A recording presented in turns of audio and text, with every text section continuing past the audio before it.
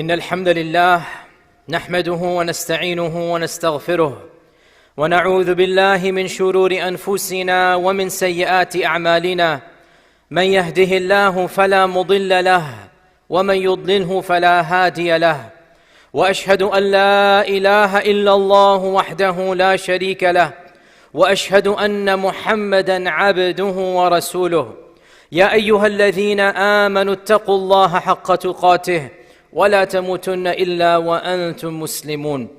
أما بعد. Dear Muslims, with the finishing of our previous Gregorian calendar and the beginning of a new year, even though our Sharia is not based on the Gregorian calendar and 2022 or 2023 does not have any spiritual significance, since our lives are modulated by the Gregorian calendar, it's natural that when the new year comes, we think and reflect about the past year. We think about the future. We think about the friends and family no longer with us. We think about what we have accomplished and what we have not accomplished. And again, there's no spiritual significance to 2022 versus 2023. But if anything causes us to think about our time, then that is beneficial for us. So if we utilize this change in the calendar year, if we utilize this arbitrary change of a number to cause us to reflect about our own lives, there's nothing wrong with that. And there is spiritual benefit no matter when and how we obtain that benefit. It is true, this is the dawn of a new Gregorian year. And it is healthy for us to ask ourselves, what have I accomplished? What do I seek to accomplish? We always find ourselves thinking, I just don't have time. There's no time. I can't do what I want to do. I'm too busy. And in this thought process of there is no time, time flies by. And the days turn into weeks. And the weeks turn into years. The months turn into years. And the years turn into decades. Yet if we look at our role models, if we look at the Prophet ﷺ, he lived a relatively average, maybe even below average for our time, lifetime, 63 years. That's not that long. In fact, of these 63, the wahi was coming down for 23 only. He was actively a prophet, in the sense of the term, for 23 years. And of these 23, only 10 were in Medina. The bulk of the ahadith that you read, the bulk of the sharia that you're familiar with, the bulk of the laws and akhlaq of Islam, it is actually in those 10 years in Medina. And yet, how much was accomplished in those 10 years? The whole world was changed, and Allah's rahmah was manifested, and it is still being manifested for that short duration of the wahi coming down. Look at any great scholar, starting from the four great Imams, Abu Hanifa, Malik, Shafi'i, Ahmad ibn Hanbal. They all lived average lifespans. None of them lived 200 years. Even some of our great ulama lived much shorter than average. Imam al-Nawawi lived for barely 4 decades. He died a very young man in the height of his prime, only 40-something years old. And yet his name, his books, his legacy is known to every single one of you. We read his Riyadh al-Salihin, we read his 40 hadith of al-Nawawi. Ibn Taymiyyah, again an average lifespan. But subhanallah, he wrote, for example, one of his most famous treatises. A question was given to him after Salat al-Fajr. He went home between Dhuhr and Asr. He wrote a booklet. We spent 1 year in Medina studying this book that he wrote between Dhuhr and Asr. We spent a year studying, and he wrote it in a time span that is only 2 hours. So when you really think about time, one myth we need to dispel completely is this myth of I don't have time. No, by Allah, I have time and you have time. It is not the quantity of time. It is the quality with which we use that time. We all have equal amounts of time per month, per week, per day, per hour. Clock times are the same. The hour that I'm spending and you're spending and Ibn Taymiyyah spent, clockwise exactly the same.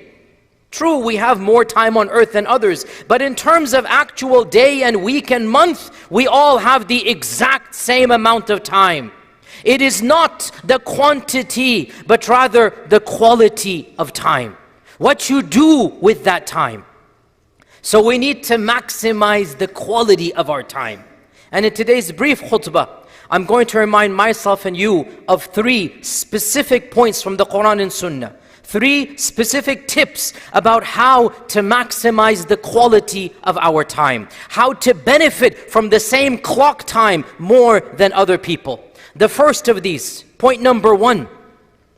One of the worst traps of shaitan is to make us think that when we are worshipping Allah subhanahu wa ta'ala, we are spending too much time. Even the religious folks amongst us, even those that are regularly praying 5 times a day, when you stand up, Salat al-Dhuhr, shaitan comes and says, oh, you have this meeting, finish up, hurry up, pray Dhuhr quickly. Let's not do sunnahs today. When you stand up for Maghrib or Isha, all of those itinerary points that you have in your mind, all of the logistical details of your day, they come to haunt you. And you say to yourself, okay, today I'll shorten my salah. Today, just quickly, no adhkar. Today, no sunnah and no nafil.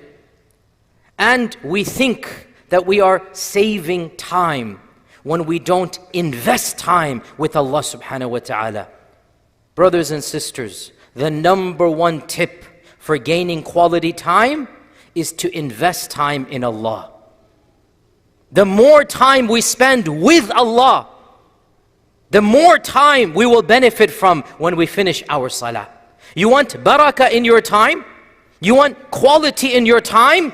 Then don't be stingy giving time to Allah subhanahu wa ta'ala. Don't let shaitan fool you. Oh, I have a deadline. Oh, my assignment is due. Oh, I need to make a phone call before 3 o'clock. I better finish up on dhuhr. Not at all. Never be stingy in your time with Allah. The busiest person in human history, the most responsible person in human history, the one who was tasked with the greatest task, our Prophet sallallahu alaihi wasallam. Was he ever stingy with his time with Allah? Was he ever stingy in cutting back his ibadah with Allah subhanahu wa ta'ala? Yet he accomplished the most of all of mankind.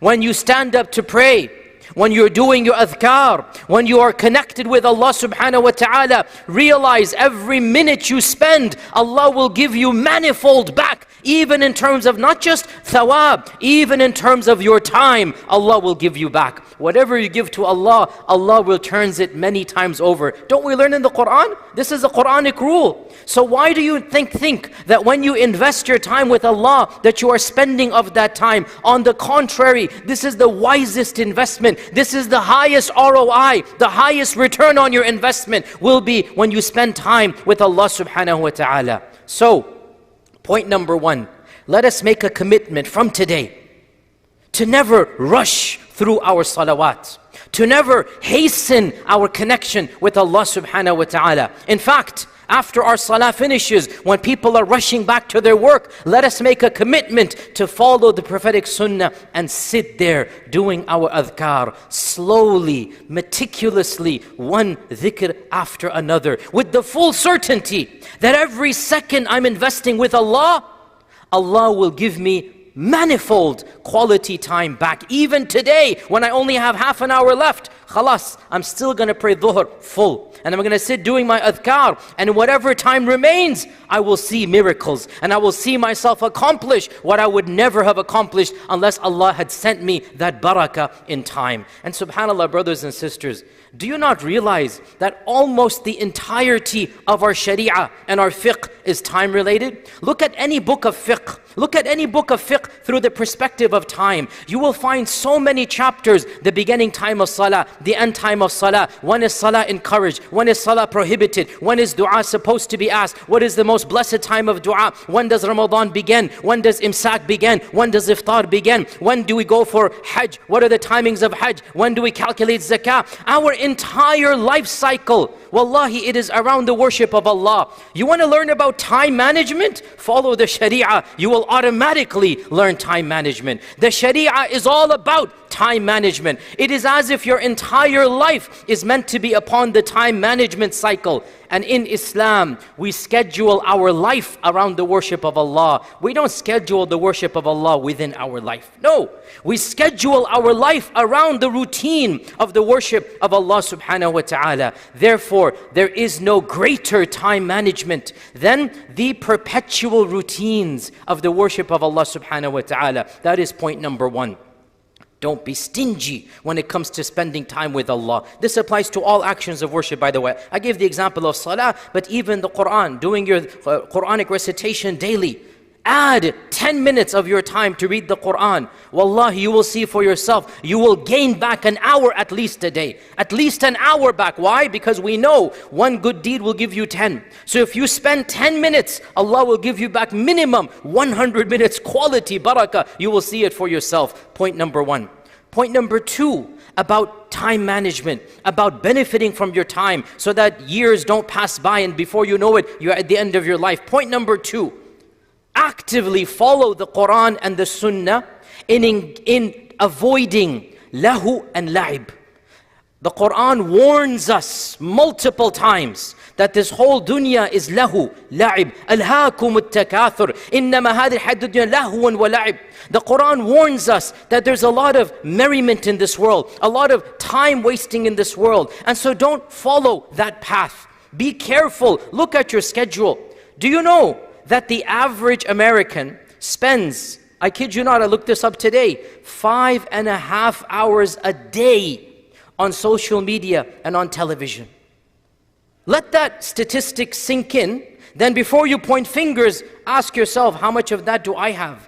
The average, by the way, the average means 50% spend more and 50% less. The average number of hours of the people of this country on social media and on flipping through television, 5.5 hours, not a week, a day, on their phones, on their iPads, on their iPhones, on their 5.5 hours a day is more than 1/3 of your average waking time in the day. You sleep and then you're awake for how many hours? 5.5 hours. The average person spends literally killing time. Can you imagine if we took the Quranic advice, if we followed the prophetic legacy of actively overcoming time-wasting aspects? The Muslim, the mu'min, does not actively waste time. Can you imagine somebody taking some money and just burning it? You would think this person's a fool. Wallahi, when we waste time, we are burning time. In fact, even worse than this, because money we can gain back, time we cannot gain back. Next time you sit down and you recognize that you're wasting time, visualize yourself taking money from your bank account, from your ATM, and literally throwing it in the trash. Tell yourself, would I ever do that? Would I ever take money from my ATM and throw it in the trash can? I would never do that. So why am I doing this with something that is more precious and more barakah and more potentially good than money? And that is my time. Realize so many Quranic verses warn us that on the Day of Judgment, people are going to regret the time that they wasted.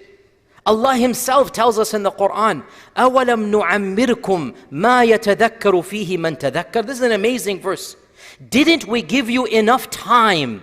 Didn't we give you enough umr, time, so that whoever wanted to benefit could benefit? Notice, didn't we give you enough time so that if you really wanted to take advantage of it, you could have taken advantage of it? And that is why those who don't take advantage of time, on the Day of Judgment, to them this entire life will appear like a millisecond. So many verses in the Quran. Surah Al-Dhariyat, Allah subhanahu wa ta'ala reminds us in the Quran. Surah Al-Dhariyat, Surah Al-Nazi'at, Allah subhanahu wa ta'ala says, يَوْمَ يَرَوْنَهَا لَمْ يَلْبَثُوا إِلَّا عَشِيَّةً أَوْ ضُحَاهَا. When they see the Day of Judgment, when they hear the trumpet, they see what's going on, لَمْ يَلْبَثُوا إِلَّا عَشِيَّةً أَوْ ضُحَاهَا. They're going to be certain that they were only in this world for a part of a morning or a part of an evening. They will think they spent only a few hours in this world. Surah Al-Mu'minun, قَالَ كَمْ لَبِثْتُمْ فِي الْأَرْضِ عَدَدَ سِنِينَ. The angels will ask,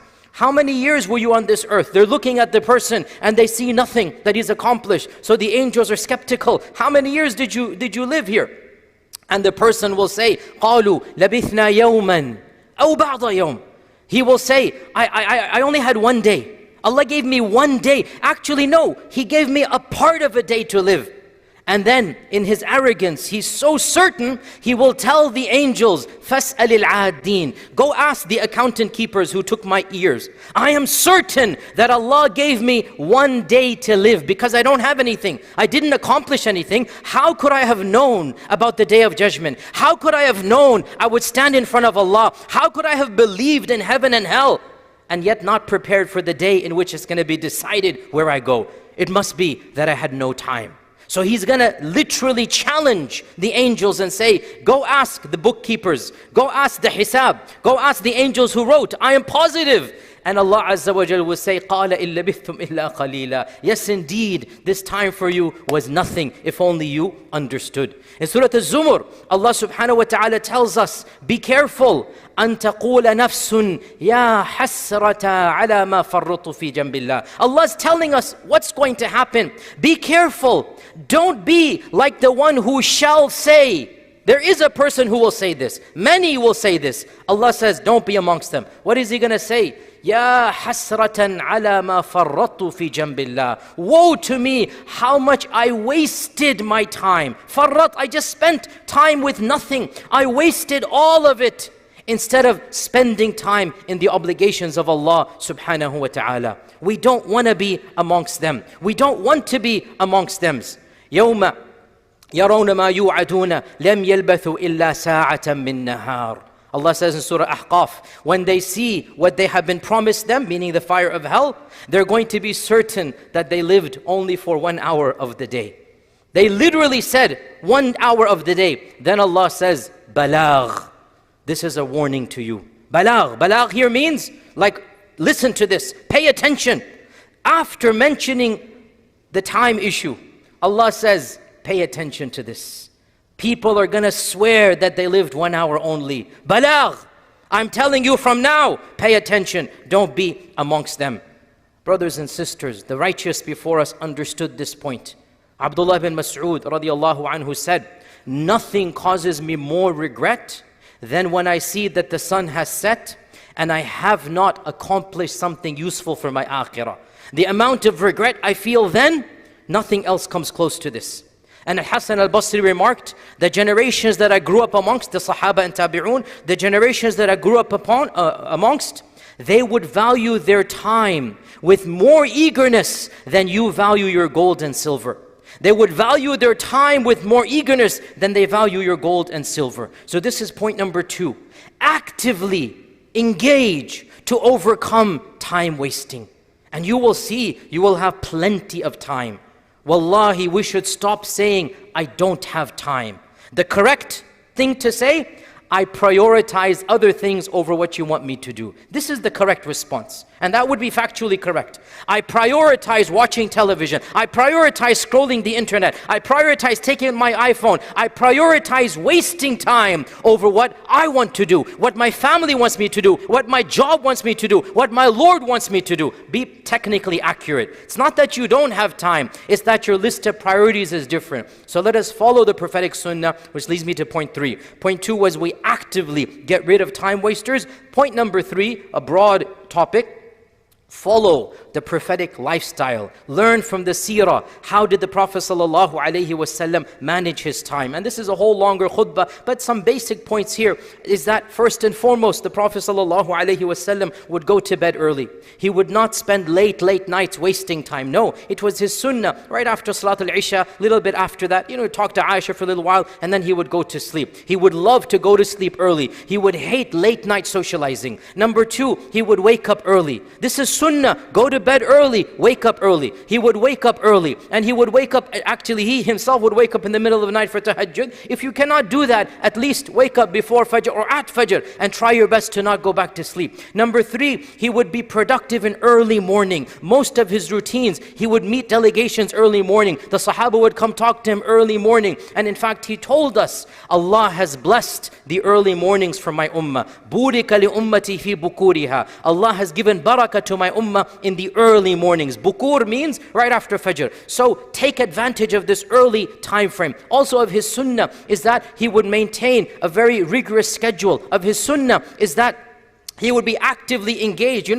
the Prophet ﷺ, the Sahaba, the Tabi'un, they didn't need to go to the gym. All day they were visiting the sick, climbing Mount Uhud, going to Quba. They were actively engaged. Their lifestyles were good and healthy lifestyles. Our Prophet ﷺ never ate to his full. He never ate more than 2 meals to his full a day. And we're all guilty of this. Our lifestyles need to be improved physically. So follow the sunnah of the Prophet ﷺ in this regard. And in fact, a verse in the Quran seems to indicate this. One of the tafsirs of the verse, فَإِذَا فَرَغْتَ فَانْصَبْ, which you all know the surah. One of the tafsirs of this ayah is, when you finish doing one chore, start another chore. Don't waste your time. فَإِذَا فَرَغْتَ, when you now have free time, فَانْصَبْ, stand up and do something else. This was the sunnah of our Prophet sallallahu alaihi wasallam. To conclude, brothers and sisters, the 3 pointers. Number one, understand that when you invest time in Allah, this is not a waste of time. There is nothing more blessed than doing this. Number 2,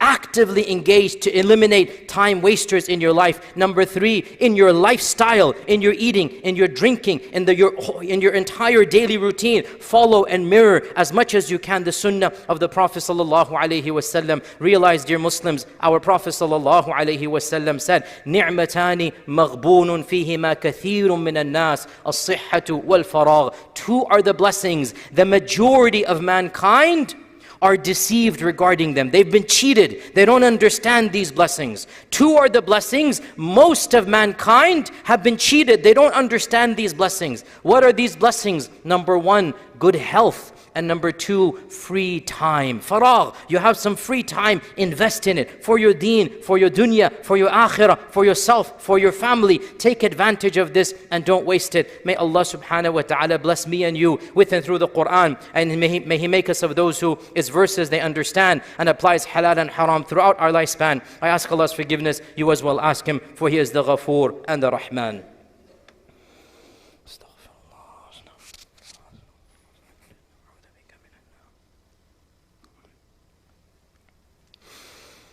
Alhamdulillah, all praise is due to Allah, the One and the Unique. He it is whom we worship, and it is His aid that we seek. He is the Lord of the oppressed, and He hears the prayer of the weak. As to what follows, dear Muslims, one of the things I remind myself and all of you, especially as we start this new Gregorian year, and again, as I said, there's no spiritual significance, but there's nothing wrong in obtaining spiritual wisdom at any time of the year. SubhanAllah, one of the things that I reflect upon, and it worries me personally, is how quickly we forget the power of Allah that we saw demonstrated throughout the coronavirus entire escapade, entire 2 years. It is difficult to imagine, and every one of us has lived through this. It is difficult to imagine. Barely 2 years ago, we had no idea what was up ahead. It is difficult to imagine how quickly the world shut down. Wallahi, it was as if yesterday I'm standing here and the masjid is empty and I have to speak to the video camera and you guys are watching at home. For 6 months, nobody prayed here. For another 5-6 months, we had the social distancing and we had 4 or 5 batches of Taraweeh and also of Salat al-Jum'ah and whatnot. And we all remember that sense of dread. We all remember that sense of fear, the unknown. We were all humbled when we saw the might of Allah and we saw how puny and how weak and how feeble we are despite all that we have achieved. And there was benefit in that humility. But what worries me, now that we are beginning to see the end, it's not fully over, but we see the light at the end of the tunnel. And the world is going back to its status quo. What we said, what I said, what so many other people said, is that of the wisdoms of why Allah is doing this, is to humble mankind. This is Quranic, this is from the Sunnah, it's not from me. Allah does not send down such plagues except for a divine wisdom. So we had better learn from this entire last 2 years that have taken. We had better learn those lessons. And don't be like Allah says in the Quran, وَلَا تَكُونُوا كَالَّذِينَ أُوتُوا الْكِتَابَ مِنْ قَبْلُ فَطَالَ عَلَيْهِمُ الْأَمَدُ فَقَسَتْ قُلُوبُهُمْ. Don't be like those who they saw the signs, they had the book. But when time went on, their hearts became hard. They forgot about how things used to be. Don't be like them. So as we're moving on from Corona, from this COVID crisis, as we're moving on and we pray Allah subhanahu wa ta'ala eliminates this. We want the virus to be eliminated. But we want the lessons that we learned to remain with us until we die. That is the key point. Because if those lessons are gone, If that humility, that khushu', if that trembling and awe is gone, well then subhanallah, what is going to happen except perhaps more than what has happened in the past? Because the purpose of this was to show humility, bring humility in our hearts. So even if the world has gone on, even if the rest of mankind has neglected and forgotten, we as believers, we as Muslims should never forget. We as Muslims should learn the lesson, the fragility of our existence. Never feel that sense of arrogance. Never feel that sense of false confidence. No, we are makhlooq, we are marboob. Allah is the Rabb and the Khaliq. La hawla wa la quwwata illa billah. Nothing can happen without Him. We are dependent upon Allah for every microsecond of our existence. And we all felt a little bit of that during the pandemic last 2 years ago. But now I feel people are forgetting. We need to remind ourselves of how we felt. And especially because I think every one of us, we lost family and friends. Even though we're coming out of this, we are still here. Allah has allowed us to remain. A time will come when we too have to go. So let us benefit from those last 2 years. Let us take with us those lessons. Let us forever be appreciative of that which we took for granted. This community, the blessings of being together, the blessings of ukhuwah, the blessings of coming to the masjid, the blessings of visiting one another. These simple blessings that we took for granted, Allah showed us He can take it away in a millisecond because He is indeed Al-Qawi Al-Aziz. So let us be appreciative of this and show humility and show thanks to Allah and pray to Allah subhanahu wa ta'ala that we never ever see a plague or calamity like we have already witnessed. Allahumma inni da'in fa'aminu. Allahumma la ta'ala fi hadha al-yawmi dhanban illa ghafarta wa la hamman illa farajta ولا دينا إلا قضيته ولا مريضا إلا شفيته ولا عسيرا إلا يسرته اللهم اغفر لنا ولإخواننا الذين سبقونا بالإيمان ولا تجعل في قلوبنا غلا للذين آمنوا ربنا إنك رؤوف رحيم اللهم أعز الإسلام والمسلمين اللهم أعز الإسلام والمسلمين اللهم من أرادنا أو أراد الإسلام والمسلمين بسوء فاشغله بنفسه واجعل تدميره في تدبيره يا قوي يا عزيز عباد الله إن الله تعالى أمركم بأمر بدأ به بنفسه وثنى بملائكة قدسه وثلث بكم أيها المؤمنون من جنه وإنسه فقال عز من قائل عليما إن الله وملائكته يصلون على النبي يا أيها الذين آمنوا صلوا عليه وسلموا تسليما اللهم صل وسلم وبارك وأنعم على عبدك ورسولك محمد وعلى آله وصحبه أجمعين عباد الله إن الله تعالى يأمر بالعدل والإحسان وإيتاء ذي القربى وينهى عن الفحشاء والمنكر والبغي يعظكم لعلكم تذكرون اذكروا الله العظيم يذكركم واشكروه يزد لكم ولذكر الله تعالى أكبر وأقم الصلاة فيا ذلي ويا خجلي إذا ما قال لي ربي أما استحييته تعصيني ولا تخشى من العتب وتخفي الذنب عن خلقي وتأبى في الهوى قربي فتب مما جنيت عسى تعود إلى